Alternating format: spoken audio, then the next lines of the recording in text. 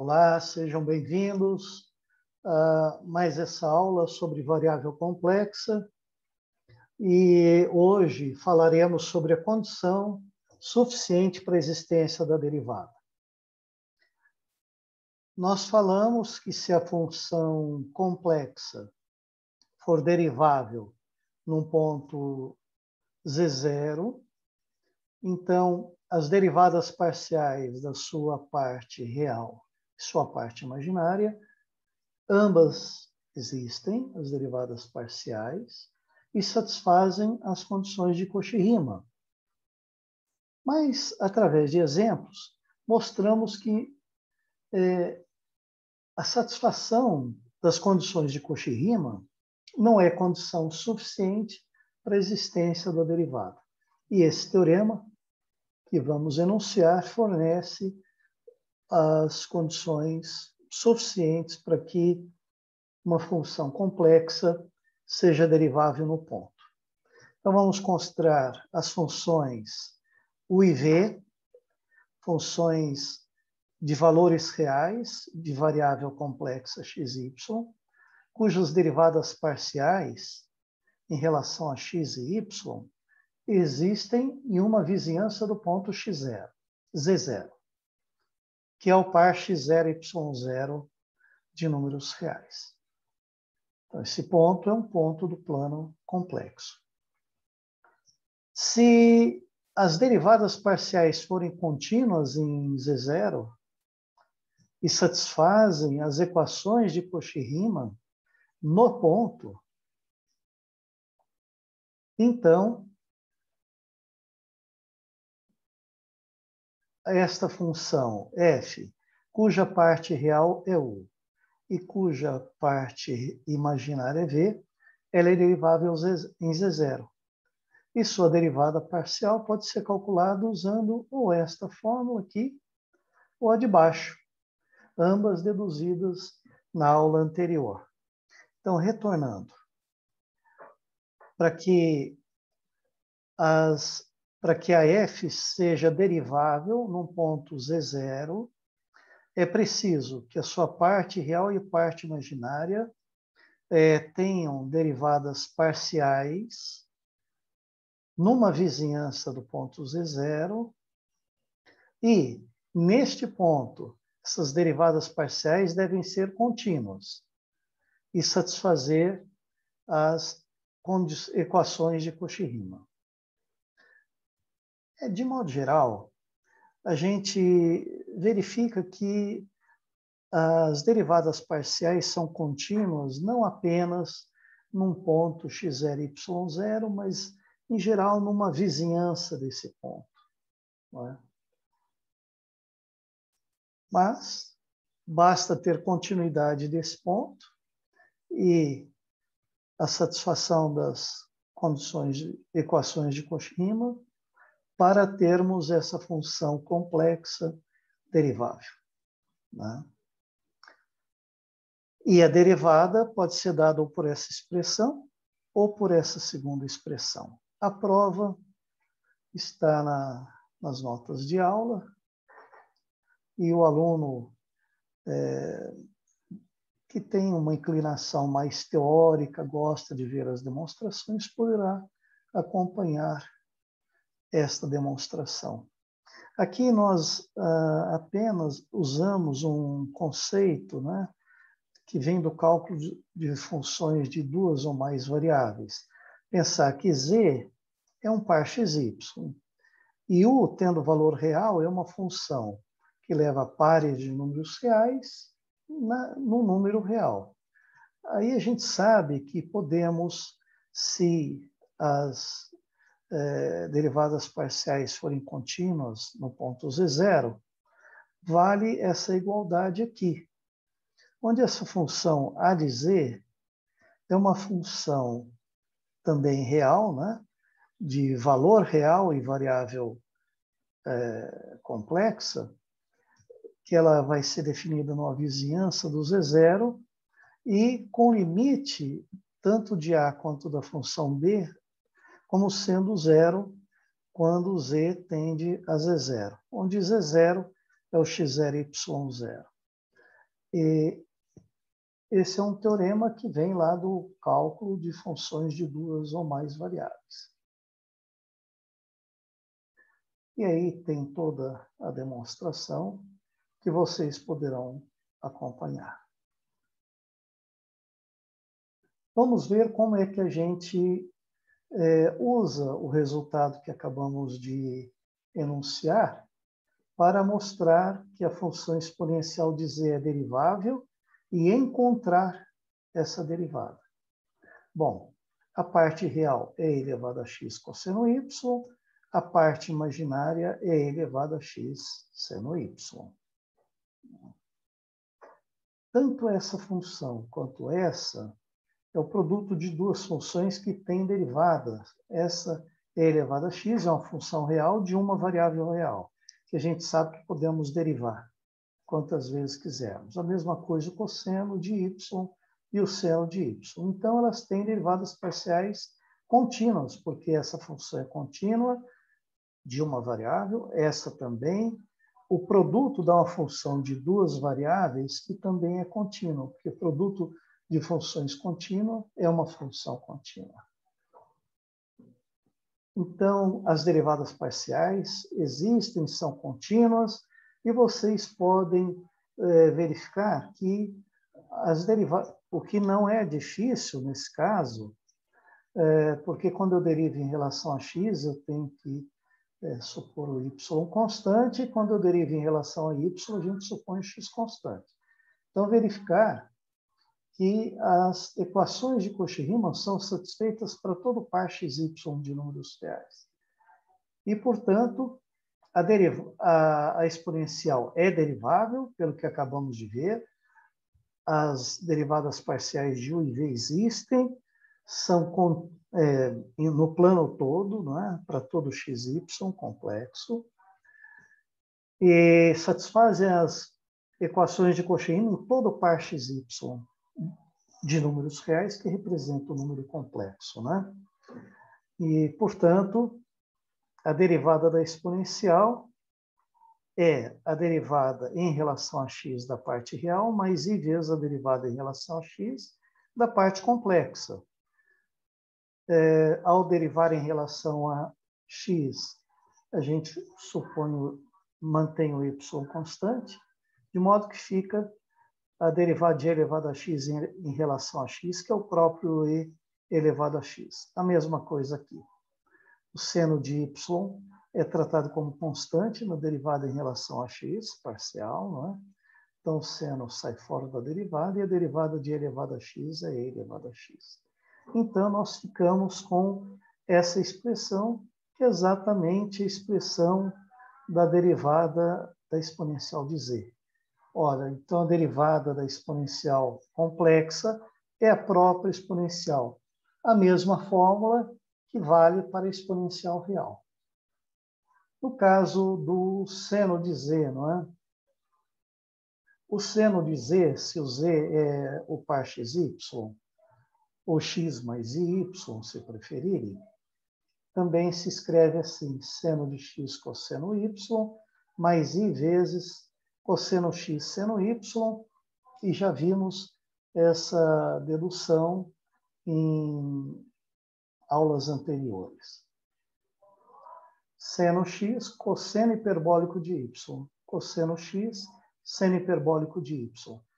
Tanto o seno de x quanto o cosseno hiperbólico de y são funções reais de uma variável real. Então, o produto é uma função, são ambas contínuas também, né? Então, o produto vai ser uma função de valor real com duas variáveis reais. Se cada fator é contínuo, o produto é contínuo. O mesmo raciocínio vale para essa. Elas possuem derivadas parciais de primeira ordem em todo o plano complexo. E tanto a parte real quanto a parte imaginária. E vocês poderão verificar, o que é bem simples, que essa função u e essa função v satisfazem as equações de Cauchy-Riemann para todo xy, par xy de números reais, que é um número complexo. Portanto, pelo teorema que a gente viu, se as derivadas parciais existem numa vizinhança, se existem para todo conjunto complexo, então, em cada ponto, ela existe uma vizinhança, né? Essa vizinhança é todo o plano complexo. Se for contínua no ponto, ora, as derivadas parciais são contínuas para todo xy do plano complexo.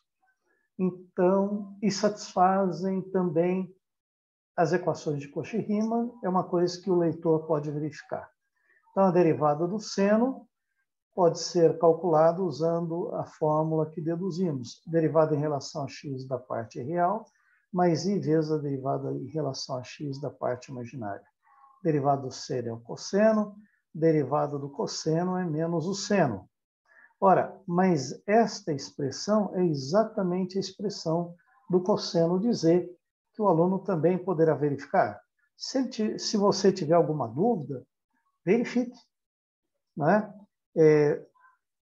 Escreva que o z é x mais y, tome a definição do cosseno de z, separe a parte real a parte imaginária, e vocês vão chegar nisto em menos seno de x seno hiperbólico de y. E a derivada do cosseno. O cosseno de z, se z for xy, é dado pelo cosseno de x, x é número real e y também. Então, aqui são as funções cosseno e cosseno hiperbólico reais. Né? E dá menos i seno de x seno y. Aliás, que é o que está escrito exatamente aqui, né? É o que está escrito aqui. Parte real é esta, parte imaginária é esta. As derivadas parciais de u e v existem em todo o plano complexo, são contínuas em todo o plano complexo, em particular num determinado ponto, xy. Né? E em todo par xy de números reais, que é um número complexo, elas satisfazem as equações de Cauchy-Riemann e, se houver alguma dúvida, verifique. Sempre é um treino interessante o aluno fazer as verificações. Então, a derivada do cosseno de z é dado por esta fórmula, a derivada em relação a x da parte real, mais a derivada em relação a x da parte imaginária. O sinal menos eu tirei fora da derivada. Derivada do cosseno é menos seno, derivada do seno é menos cosseno. Ora, esse menos posto em evidência dá menos o seno de z, que é a mesma fórmula que a gente já conhece para a derivada do cosseno de uma função real. Olha que interessante. Nada muda. Né? Embora nós pedimos que a derivada parcial fosse contínua num ponto, né? Como sendo uma condição suficiente para a existência da derivada. Ela e as condições de Cauchy-Riemann. Todavia, isso não é condição necessária para a existência da derivada num ponto. Existe esse exemplo aqui, ó, e observar que aqui temos o módulo de z, então isso é um número real. Então, esse é o cosseno mais i seno de um número real. Então, tanto o cosseno de 1 sobre módulo de z quanto o seno de 1 sobre módulo de z são seno e cosseno de um argumento real. Bem, vocês poderão verificar que ela possui derivada em z igual a zero e que a derivada é zero. Por quê? Quando a gente faz esta razão incremental da f no ponto zero e toma um módulo, nós vamos obter o quê? Vai ficar o módulo de z ao quadrado, que é ele mesmo. Módulo de z é o módulo de z. E o módulo disso, que é cosseno de um número real mais i seno de um número real, o módulo desse número é sempre igual a 1, porque fica cosseno ao quadrado mais seno ao quadrado e raiz quadrada disso. O módulo disso dá 1. Substitua 1 sobre módulo de z por um número real θ. Lembrar que embora eu tenha definido f de 0 como sendo 0, no cálculo de e eu preciso dessa definição para substituir aqui, não é? Mas no limite, quando a gente faz o z tender a 0, eu não preciso do valor desta expressão em z igual a 0. E o módulo z quadrado sobre z é z, e o módulo de z tende a 0 quando z tende a 0. Então, esta razão incremental aqui vai para 0 quando z tende a 0. E o limite dessa razão incremental é exatamente a derivada em 0. Vale 0. Mas as derivadas parciais da parte real U e da parte imaginária V, elas existem, mas não são contínuas. A parte real, no ponto 0, 0, tanto a parte real quanto a parte imaginária valem 0, porque a função no ponto 0 foi definida como sendo 0. É o que a gente pode enxergar daqui, ó. O valor de f em z igual a 0 é 0. E aqui nós definimos a expressão dela quando z é diferente de 0. Então, como o f de 0 é 0, sua parte real e sua parte imaginária, no zero complexo é o número 0, aqui no caso real, porque o e v são funções de valores reais. E para xy diferente do 0, 0, a gente precisa, então, desenvolver e tomar a parte real.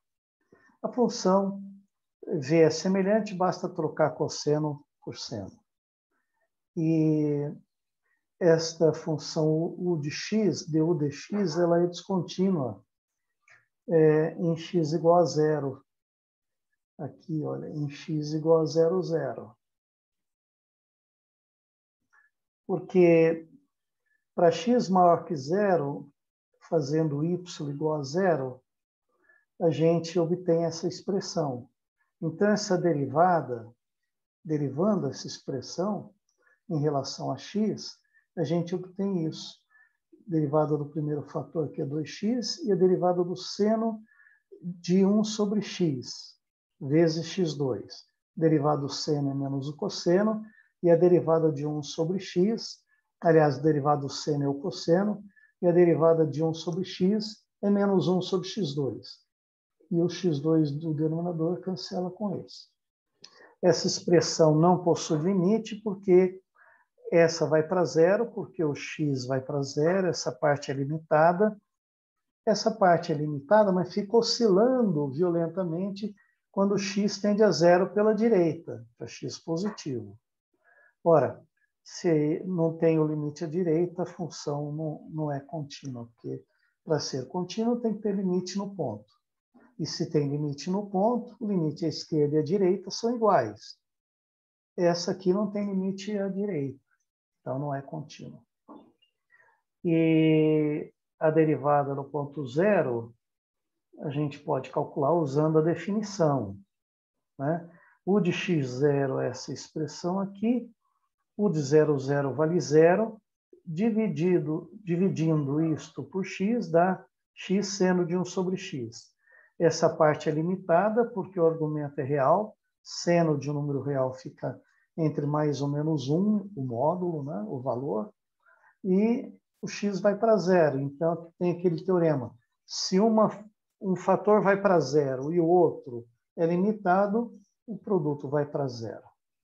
Então, esta função u tem derivada em relação a x. Da mesma maneira, a gente pode mostrar que tem derivada em relação a y no ponto 0, 0, só que as derivadas parciais não satisfazem não são contínuas, elas são descontínuas no ponto 0, 0.